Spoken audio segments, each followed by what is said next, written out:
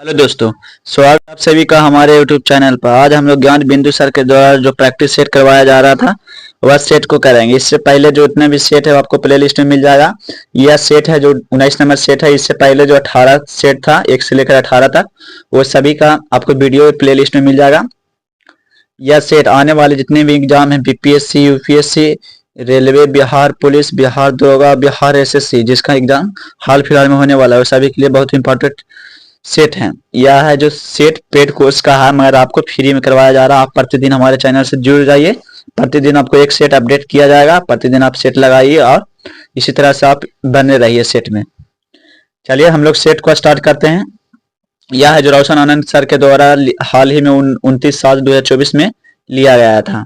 तो चलिए आज का सेट का पहला क्वेश्चन है कि संविधान के निम्नलिखित में से किस प्रावधान के अंतर्गत भारतीय संसद को नए राज्य बनाने का अधिकार, बताना कि किस अनुच्छेद के तहत भारतीय संसद को नए राज्य बनाने का अधिकार दिया गया है। तो एक का राइट आंसर होगा ऑप्शन नंबर सी। इसका राइट होगा ऑप्शन सी।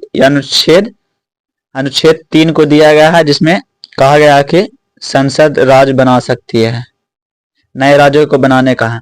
अगला क्वेश्चन है 2 नंबर, भारत के वे पहले उपराष्ट्रपति जिनकी मृत्यु कार्यकाल के दौरान हुई थी वह कौन थे, बताना कि भारत को वह पहले उपराष्ट्रपति बताना है जिनका मृत्यु कार्यकाल के दौरान में हो गया था।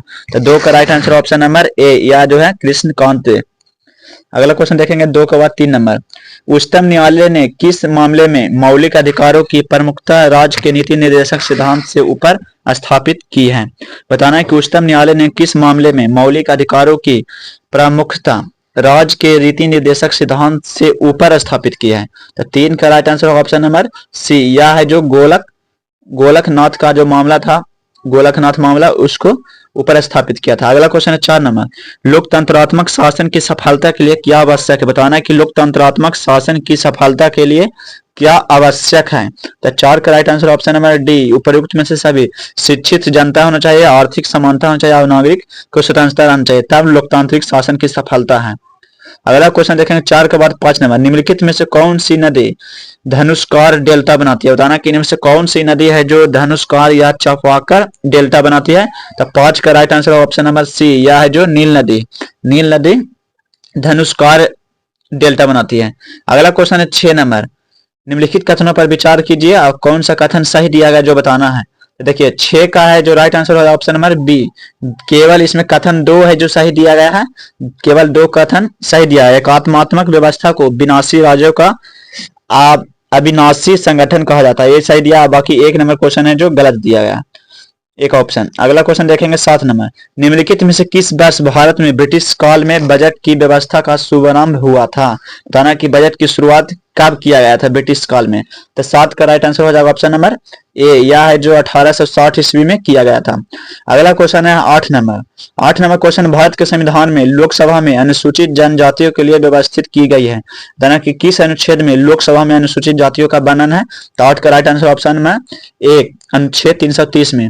अगला क्वेश्चन देखेंगे 8 के बाद 9 नंबर, संघ वित्त आयोग के संदर्भ में निम्नलिखित में से कौन सा कथन सही है, इसमें बताना कि कौन सा 2 कथन दिया गया है, उसमें से कौन सा कथन है जो सही दिया गया है। तो देखिए 9 का right answer option number B, इसमें न तो 1 कथन सही दिया गया और न ही 2।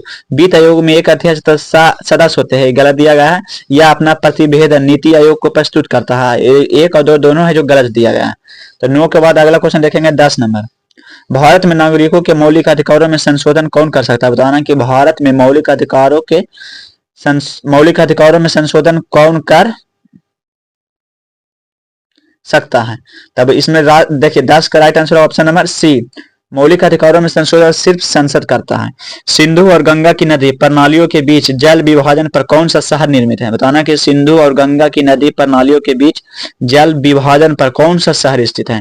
तो 11 का right answer option number B, Ambala जो शहर है सिंधु और गंगा नदी के प्रणाली के बीच जल विभाजन पर स्थित है।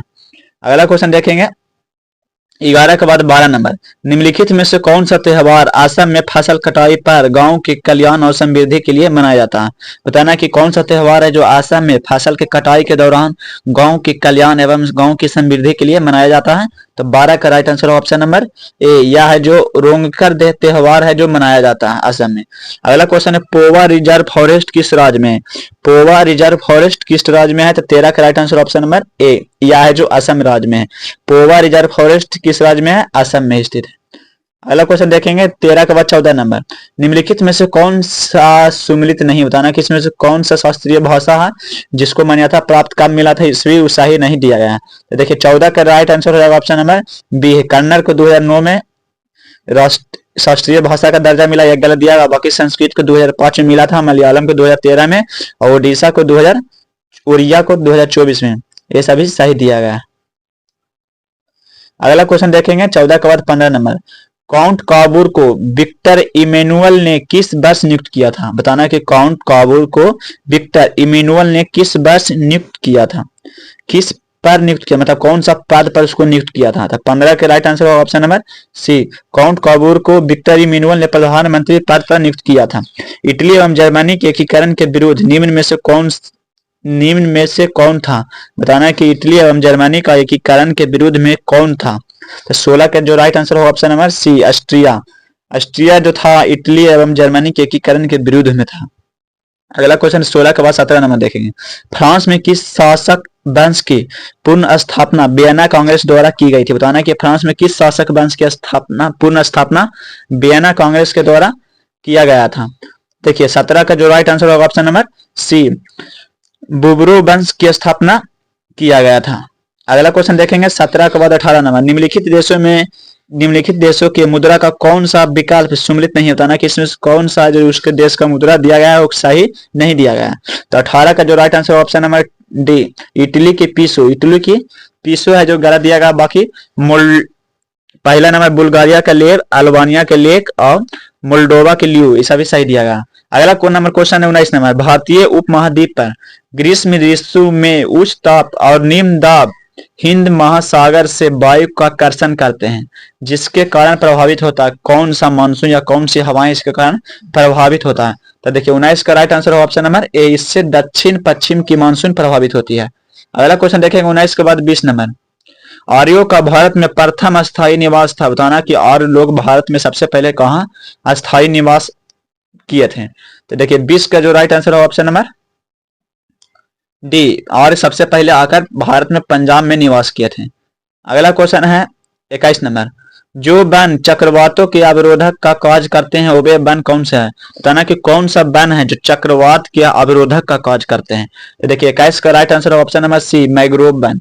मैग्रोव वन है जो चक्रवातों के अवरोधक का कार्य करता है। ये पूरा इसका जो जड़ होता है पूरा खतरनाक होता है जड़, जिससे ये सभी मैग्रोव वन है जो नदियों के किनारे किनारे पूरा इसका जड़ फैला हुआ रहता है।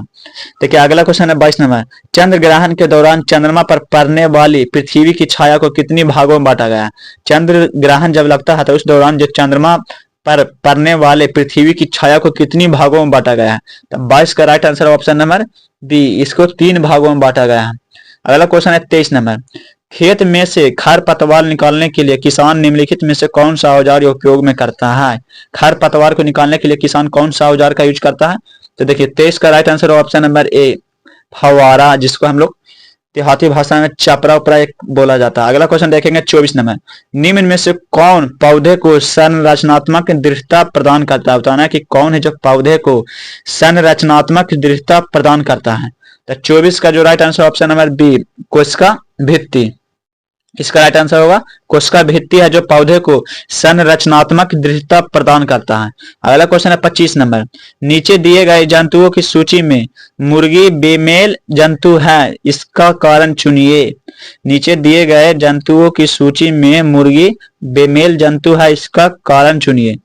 तब मानव, गाय, कुत्ता, मुर्गी, ये सभी दिया गया, इसमें कौन है जो अलग दिया गया था। 25 का जो राइट आंसर होगा ऑप्शन नंबर बी, ये है जो अनप्रजनक, तो इसका राइट आंसर होगा ऑप्शन बी। अगला क्वेश्चन देखेंगे 26 नंबर, अधोलिखित में से कौन सही नहीं है, बताना कि इसमें से दिया गया है इसमें से कौन ऑप्शन है जो सही नहीं दिया गया है। देखिए आपको जो राइट आंसर होता है हम ऑप्शन ही बता देते हैं। उपर्युक्त कथन एक, ए, बी और सी सभी के सभी सही दिया गया। विश्व का प्रथम लोकतांत्रिक देश यूएसए था। भारत विश्व का सबसे बड़ा लोकतंत्र वाला देश है। भारतीय परिषद एक्ट 1892 के तहत भारत में अप्रत्यक्ष रूप से लोकतंत्र की शुरुआत हुआ था। तो ये तीनों कथन है जो सही दिया गया। अगला क्वेश्चन है शाहजहां को कोहिनूर हीरा किसने भेंट किया था? बताना कि शाहजहां को कोहिनूर हीरा किसने भेंट किया था। तो 27 का देखिए राइट आंसर हो जाएगा ऑप्शन नंबर ए। यह जो कोहिनूर हीरा था वह मोहम्मद सैयद ने शाहजहां को दिया था। अगला क्वेश्चन देखेंगे 27 के बाद 28 नंबर, अधोलिखित में कौन सा एक सुमेलित नहीं? बताना कि आविष्कार किए थे उसका आविष्कारक है, तो कौन किसका आविष्कार है जो उसका आविष्कारक सही नहीं दिया गया है। तो देखिए 28 का जो राइट आंसर होगा ऑप्शन नंबर ए, कताई की मशीन का आविष्कारक कंप्राउटन नहीं थे, बाकी भाप का engine James Watt, water frame Arkwright और पावरलम के कार्टलाइट, ये तीनों सा ऑप्शन सही दिया गया है। अगला क्वेश्चन देखेंगे 28 के बाद 29 नंबर, चेंचू आदिवासी आंदोलन के नायक नेता कौन थे? चेंचू आदिवासी आंदोलन के नायक नेता थे, तो 29 का राइट आंसर हो जाएगा ऑप्शन नंबर डी, या जो नेता थे मोतीलाल तेजावत, इसका राइट आंसर होगा ऑप्शन डी। अगला क्वेश्चन है 30 नंबर, निम्नलिखित में से कौन सा एक समाचार पत्र रॉबर्ट नाइट द्वारा संपादित नहीं था? बताना कि कौन सा एक समाचार पत्र था जो रॉबर्ट नाइट के द्वारा संपादित नहीं था। तो 30 का राइट आंसर हो जाएगा option number D, Hindustan times है जो रॉबर्ट नाइट के द्वारा संपादित नहीं किया गया था। बाकी Times of India, Statesman, Madras Mail, ये सभी रॉबर्ट नाइट के द्वारा संपादित किया गया था। अगला क्वेश्चन है 31 नंबर, निम्नांकित वाक्यों में कौन सा सही नहीं है? इसमें बताना कि जो 4 वाक्य दिया गया इसमें से कौन सा वाक्य है जो सही नहीं दिया गया। तो देखिए 31 का जो राइट आंसर होगा ऑप्शन नंबर बी नंबर जो ऑप्शन है जो गलत दिया गया है। बाकी option A, Shrimati Annie Besant ने हिंदू सम्मेलन की स्थापना किया था। 1917 में पहली बार कांग्रेस ने अपनी कार्यसूची में सुधार कर दलितों को शामिल किया था, तो ये सभी सही दिया गया। अगला क्वेश्चन 31 के बाद देखेंगे 32 नंबर, निम्न में से कौन सी खरीफ फसल के अंतर्गत नहीं आता? बताना कि इसमें से कौन है जो खरीफ फसल नहीं है, इसका मतलब होगा रबी फसल है। तब 32 का राइट आंसर हो जाएगा ऑप्शन नंबर डी, जौ। जौ जो है जो रबी फसल है।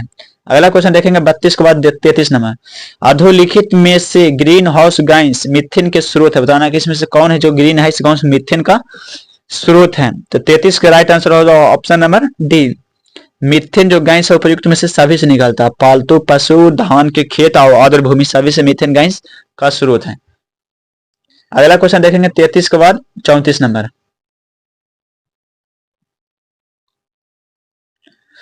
34 नंबर क्वेश्चन है, पनडुब्बी पानी में चलती है, इसके इंजन में निम्न में से किस ईंधन का प्रयोग होता है? बताना कि पनडुब्बी पानी में चलती है, ठीक है, उनके इंजन में निम्न में से किस ईंधन का प्रयोग किया जाता है पनडुब्बी में? तो 34 का जो राइट आंसर है ऑप्शन नंबर बी, उसमें डीजल का उपयोग किया जाता है।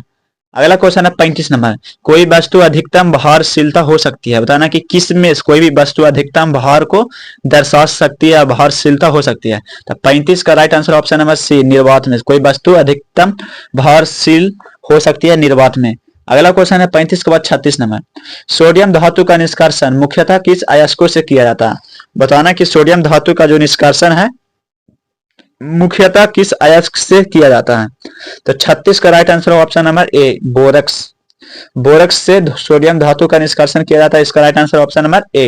अगला क्वेश्चन 37 नंबर, औषधि वनस्पति से संबंधित पहले वैज्ञानिक ग्रंथ का प्रकाशन किस वर्ष हुआ था?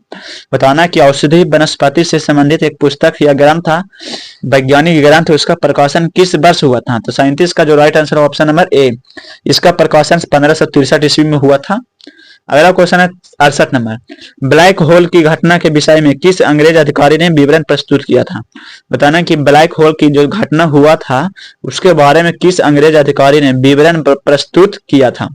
तो 38 का जो राइट आंसर है ऑप्शन नंबर सी, इसका राइट आंसर होगा ऑप्शन सी, हॉलवेल। हॉलवेल जो थे अंग्रेज अधिकारी उसने विवरण प्रस्तुत किए थे। अगला क्वेश्चन है 39 नंबर, निम्नलिखित में से किस सिख गुरु ने गुरुमुखी लिपि आरंभ किया था?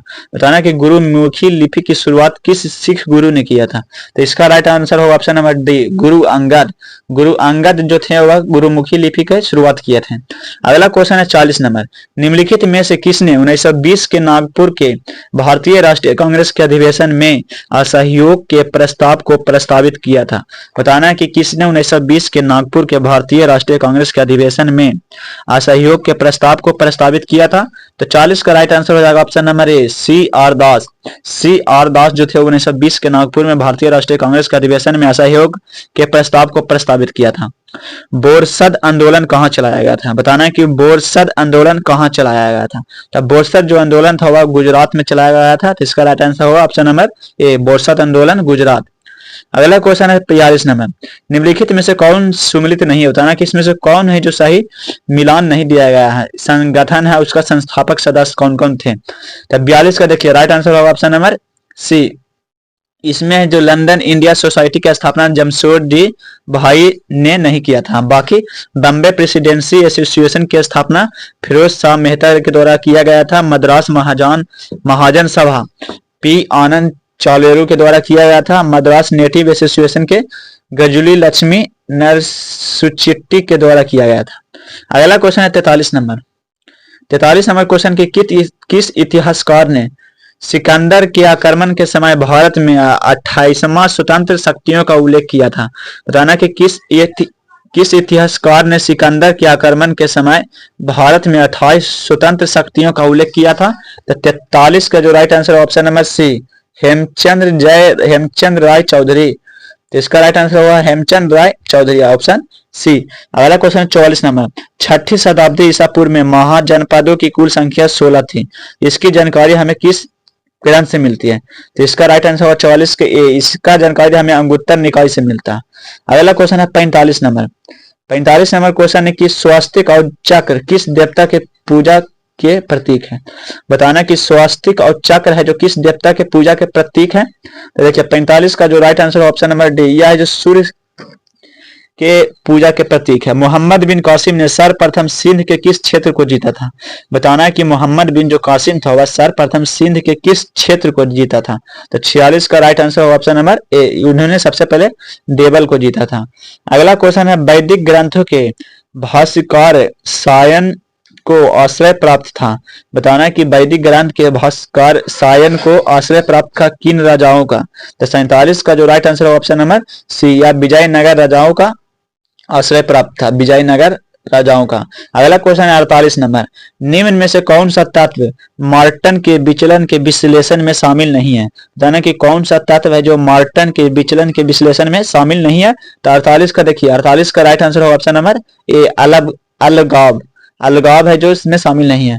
अगला क्वेश्चन देखेंगे 48 के बाद 49 नंबर, निम्न में से किस धर्म में अलौकिकता की अवधारणा नहीं है? बताना कि निम्न में से किस धर्म में अलौकिकता की अवधारणा नहीं है? तो देखिए 49 का राइट आंसर हो जाएगा ऑप्शन नंबर ए, बौद्ध धर्म। बौद्ध धर्म में है जो अलौकिकता की अवधारणा नहीं है। भारत भूमध्य रेखा से मात्र कितना डिग्री उत्तर में? बताना कि भारत जो है भूमध्य रेखा से कितना डिग्री उत्तर में स्थित है? तो 50 का right answer option number C, Bharat है जो 8 डिग्री उत्तर में भूमध्य रेखा से, 8 डिग्री उत्तर में भारत भूमध्य रेखा से है। अगला क्वेश्चन है 51 नंबर, निम्नलिखित शैल तंत्रों में से कौन भारत के कोष निचयों का प्रमुख स्रोत है? तो 51 का right answer option number B, Gondwana तंत्र। अगला क्वेश्चन, आरावली की पहाड़ियां कहलाती है, क्या कहलाती है? आरावली की जो पहाड़ियां हैं वह क्या कहलाती है? तो 52 का राइट आंसर होगा ऑप्शन नंबर सी, उसे मेवात की पहाड़ी भी कहा जाता है। तो 52 का राइट आंसर होगा आरावली की पहाड़ी मेवात की पहाड़ी भी कहलाती है।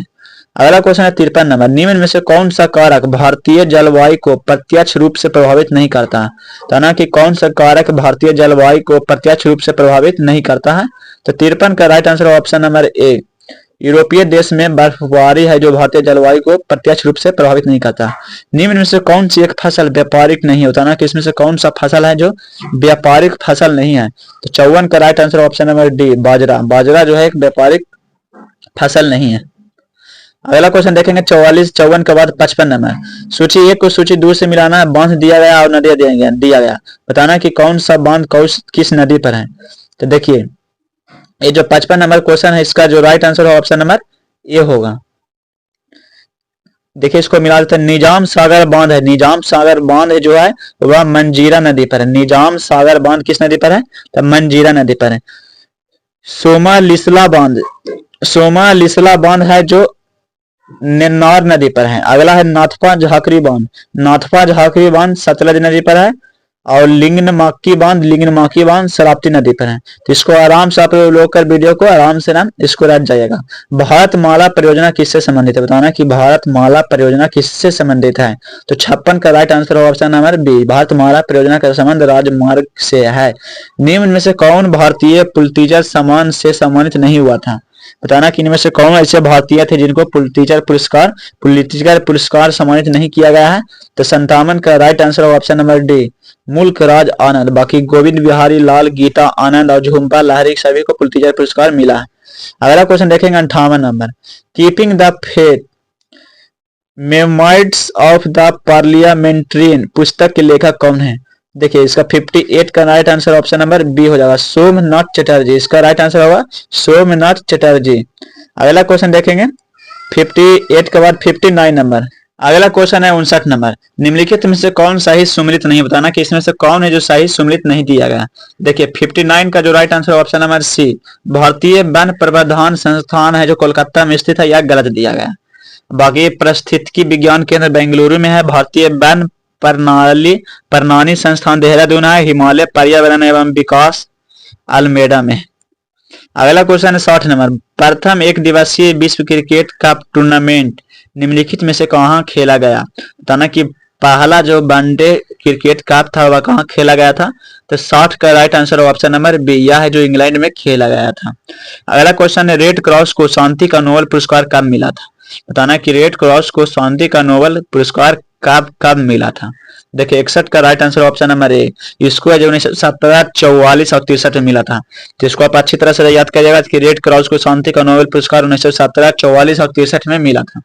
अगला क्वेश्चन 61 के बाद 62 नंबर,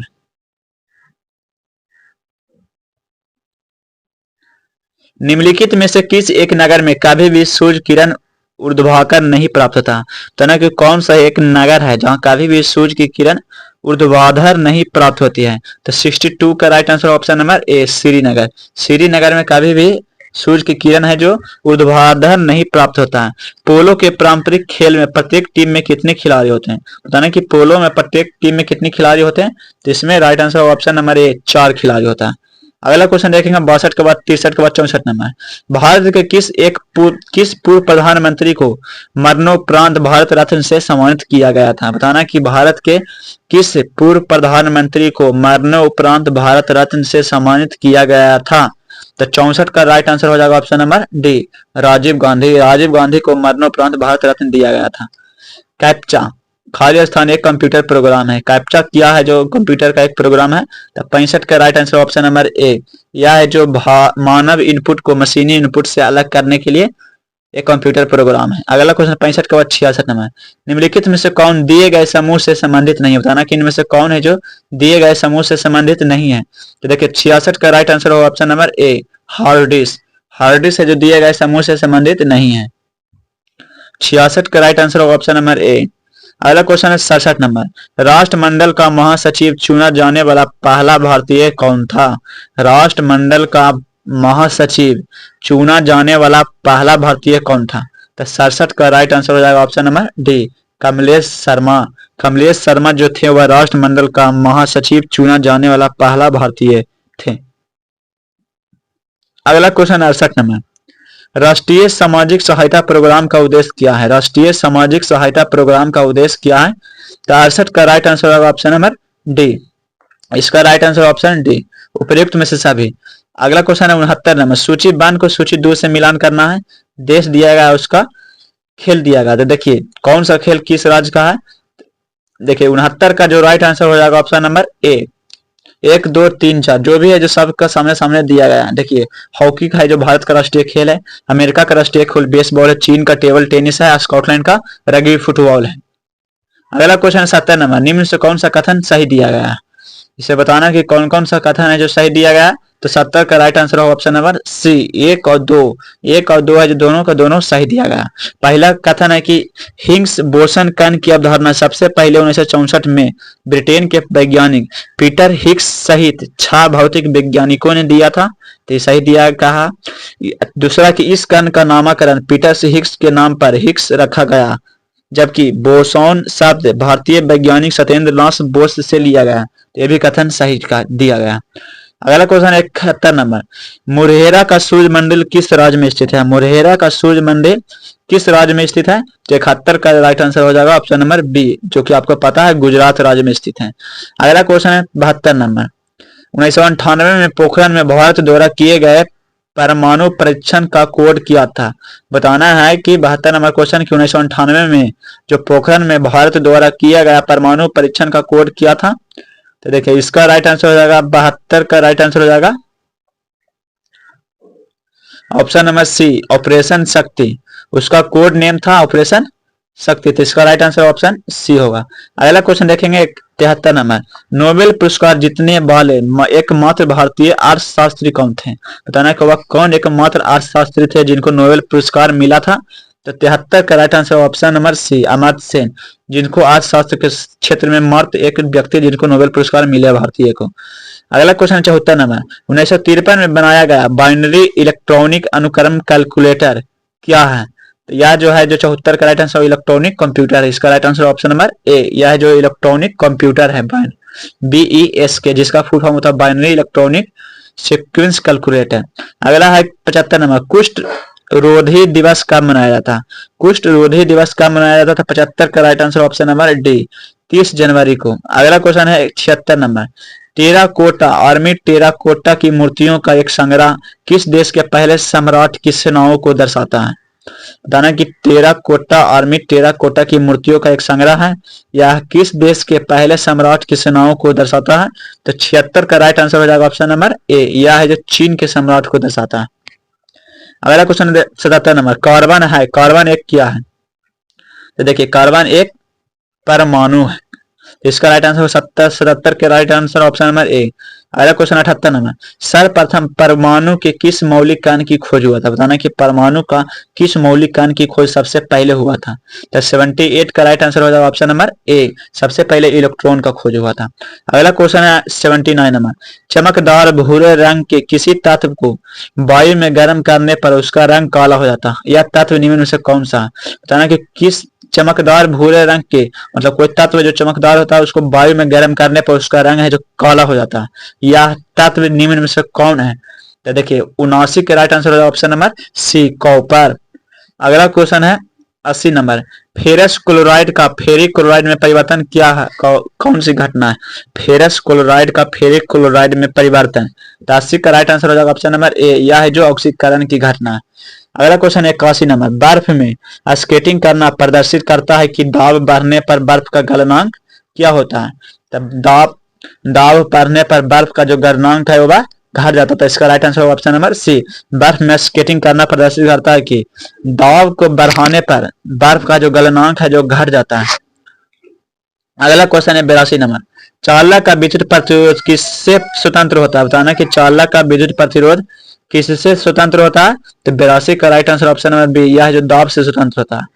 अगला क्वेश्चन है 83 नंबर, समतल दर्पण की फोकस दूरी का मान होता है? बताना कि समतल जो दर्पण होता है उसका फोकस दूरी का मान कितना होता है? तो उसका फोकस दूरी अनंत होता है। अगला क्वेश्चन है 84 नंबर, वायु के तापमान में परिवर्तन से ध्वनि का निम्नलिखित में से कौन सा गुण प्रभावित होता है? वायु के तापमान में अगर परिवर्तन करते हैं तो ध्वनि का निम्नलिखित में से कौन सा गुण प्रभावित होता है? 84 का राइट आंसर है ऑप्शन नंबर एक, तरंग दैर्ध्य। अगला क्वेश्चन है 85 नंबर, किसी ठोस के दाब पर उसके परमाणुओं की स्थितिज ऊर्जा, उसका राइट आंसर तरंग दैर्ध्य। किसी ठोस को दबाने पर उसकी परमाणु की स्थितिज ऊर्जा क्या होती है? तो इसकी परमाणु की स्थितिज ऊर्जा बढ़ती है, तो इसका राइट आंसर 85 के ए नंबर। अगला क्वेश्चन देखेंगे 86 नंबर, मानव शरीर में जल का अवशोषण होता है, नीचे दिया गया कुछ का सही उत्तर चुनिए, किसमें से कौन सा उत्तर सही दिया गया है? तो देखिए 86 का जो right answer option number D, 1 और 3 है जो सही दिया गया है, बाकी सब गलत है, आप इसको आराम से रोक के पढ़ लीजिएगा। अगला क्वेश्चन 87 नंबर, सूर्य के प्रकाश की ओर बढ़ते हुए तना का मुड़ना क्या कहलाता है? सूर्य के प्रकाश की ओर बढ़ते हुए परोह या तना का मुड़ना क्या कहलाता है? तो 87 का जो राइट आंसर है ऑप्शन नंबर सी, यह है जो हीलियोट्रोपिज्म कहलाता है, हीलियोट्रोपिज्म, सूर्य के प्रकाश की ओर बढ़ते हुए तना का मुड़ना हीलियोट्रोपिज्म कहलाता है। अगला क्वेश्चन है कि कायिक जनन होता है, कायिक जनन किसमें होता है? तो 88 का राइट आंसर हो जाएगा ऑप्शन नंबर डी, यह है जो पौधा में होता है, 88 का राइट आंसर ऑप्शन डी। अगला क्वेश्चन है 89 नंबर, मानव कंकाल तंत्र मुख्य रूप से किस ऊतक से निर्मित होता है? मानव का जो कंकाल तंत्र है वह किस ऊतक का निर्मित होता है? तो इसका राइट आंसर होगा ऑप्शन नंबर बी, या जो संयोजिक ऊतक का बना होता है। अगला क्वेश्चन है, निम्नलिखित कथनों पर विचार कीजिए, कौन सा कथन है जो सही दिया गया? तो देखिए 90 का राइट आंसर होगा ऑप्शन नंबर बी। ऑप्शन 1 और 2 दोनों है जो सही दिया गया। क्रोमोसोम का सर्वप्रथम उपयोग बाल्डेयर ने किया था, ये सही दिया गया है। अगला जीन शब्द का उपयोग सर्वप्रथम जोहानसन ने किया था, ये भी सही दिया गया। अनुवांशिकी शब्द W.S. साउटन के द्वारा दिया गया, एक गलती है, ग्रेगर जॉन मेंडल ने दिया था। अगला क्वेश्चन 90 के बाद देखेंगे 91 नंबर, सत्यम समिति का संबंध किससे? बताना कि सत्यम समिति का संबंध किससे? तो सत्यम जो समिति का संबंध है वह वस्त्र नीति से, वस्त्र नीति से। अगला 92 नंबर, जीवन की भौतिक गुणवत्ता सूचकांक का प्रतिपादन किसके द्वारा किया जाता है? जीवन की भौतिक गुणवत्ता सूचकांक का प्रतिपादन किसके द्वारा किया जाता है?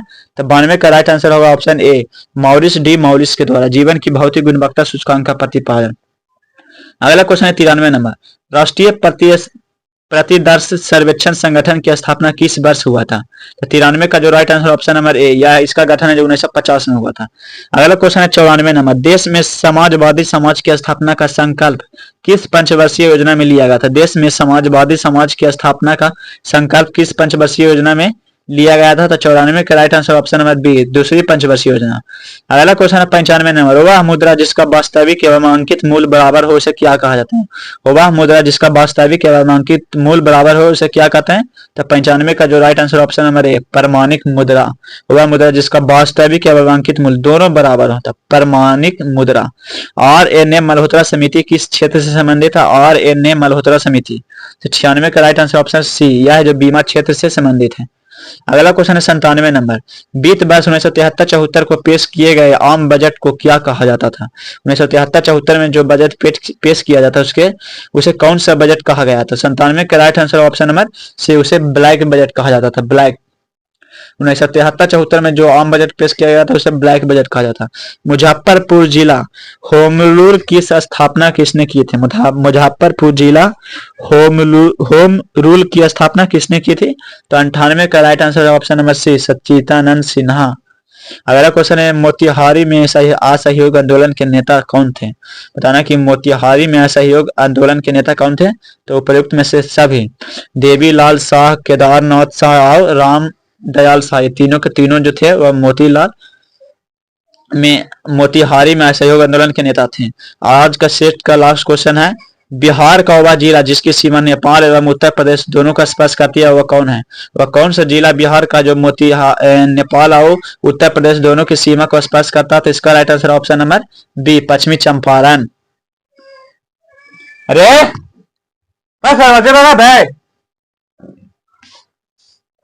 ये स्टार्ट खत्म होता है, इससे पहले जो 18 को सेट है उसको आपको प्लेलिस्ट में वीडियो मिल जाएगा। यदि आप हमारे चैनल पर पहली बार हैं तो चैनल को सबसे पहले लाइक और सब्सक्राइब करें, अपने दोस्तों के पास शेयर करिए। चलिए मिलते हैं अगला दिन अगला सेट में।